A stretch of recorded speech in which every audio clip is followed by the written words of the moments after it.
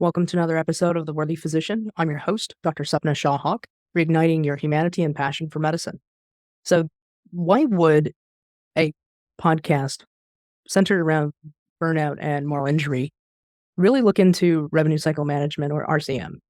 One of it is that I don't think that we really understand it. I've been practicing post-residency for 10 years, and up until a few months ago, I had no idea what that meant. It's not just as simple as we finish a note, we submit a claim, and we get reimbursed. I had no idea that we had 20 to 30% laying on the table. And from any business aspect, it's really hard to keep any type of business open with that type of loss. And that's not even including the, accounting for decreased reimbursement. So as we go through medical school and residency, unless I think we look for these things, we know what questions to ask. We really are not taught about this. We're taught about the physiology, pathophysiology, how to interview patients, which is great. But even if you're an employed physician, it's important that you understand how the clinic or hospital is reimbursed. We know that knowledge is power, and as I've said that before, I think it's important to understand that it's not just about seeing patients and generating RVUs. Not that I agree with we need to generate RVUs, but that's just the way it is. Unless you're in a practice where you don't take insurance or there's a different way to get reimbursed. This is the way employed physicians, at least. And also RVUs is how we are reimbursed, period. But let's say that we treat a patient and we just get 66% of the treatment right. That's not acceptable. And so getting paid only 66% for what we do is not acceptable either. So part of understanding the revenue cycle management is not just understanding the financial side, but also understanding of why it matters.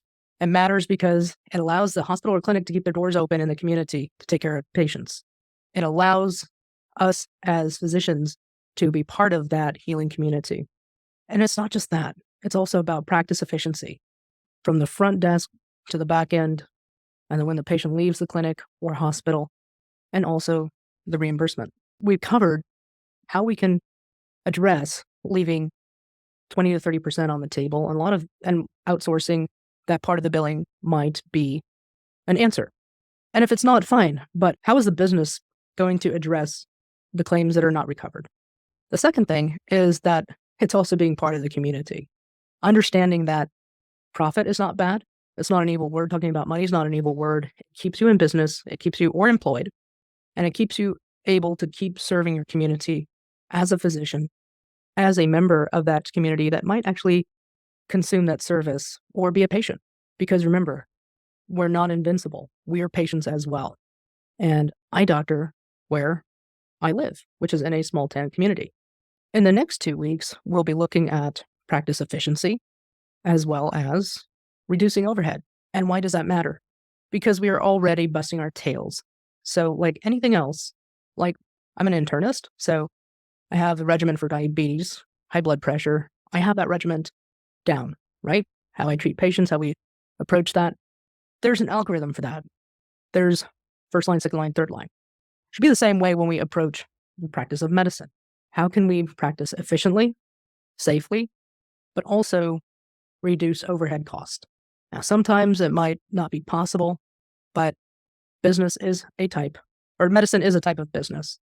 Unless we're giving our time, talent, and treasure away for free. And even then, it's a donation. That charitable organization is still a business.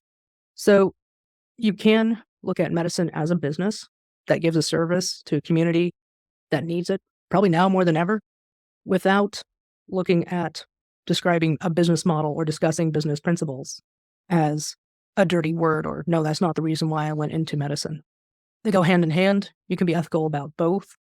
So as we go forward in the next 2 weeks, looking at efficiency in medical practice, as well as how to reduce overhead, and maybe use some tools to streamline some of these processes. I really want you to focus on, would this be a solution for me? And how does this combat burnout? Well, you're already doing a service. Are you getting paid at the fair maximum capacity? Again, fair. You want this to be fair and ethical. Because if you're not, then you need to make sure that you're getting paid fairly. Also, remember, you're not just a physician, you're part of a community. you're part of an ecosystem. And it is so difficult at times to manage multiple aspects.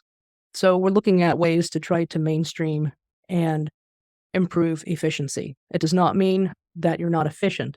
It's looking at what are things that can be done in order to look at gaps where maybe we can fill those gaps with more efficiency or kick that up to 95% instead of 90%. Physicians are some of the most resilient human beings on this planet with the courses that we have to take to get into medical school, the extra studying, the extra classes, the extra experience, whether it's research or clinical experience. And then on top of that, the amount of information that we consume in medical school on top of residency. It's not a lack of resilience, but also let's be mindful that it is also important that we have understanding of the business side of medicine, because that is the true world in which we operate. If you have found this helpful, share with a friend, because we can all use some camaraderie.